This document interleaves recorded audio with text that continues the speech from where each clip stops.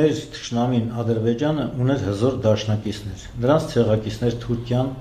որը մատակարարում էր Ադրբեջանի ռազմական տեխնիկա, անօդաչու թռչող սարքեր, բայրակտարներ, նաև թուրքական ՆԱՏՕ-ի դասընթացներով անցած սպայական կազմը ղեկավարում էր այդ պատերազմը, բացի դրանից բերել էին Սիրիայից ու Իրաքից վարձկաններ, Ադրբեջանին օգնում էր նաև Իսրայելը իր ռազմական տեխնիկայով հետախուզական,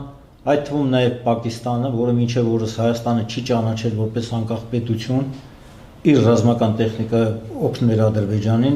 իսկ մենք մենակ էինք այդ պատերազմում։ Մենք չունեինք մեզ օգնող դաշնակիցներ, գործող իշխանության ապազգային, ոնց որ ասած, ապաշնորհ քաղաքականության հետևանքով մենք մնացինք մենակ այդ պատերազմում եւ ցավալի պարտություն կրեցինք։ Բնականաբար ապագայում մենք վարելու ենք ճկուն դիվանագիտություն, ունենալու ենք ռազմաքաղաքական գործընկերներ եւ նրանց արդեն ասացի օգնությամբ ու ռազմական օժանդակությամբ, քաղաքական ու բարոյական աջակցությամբ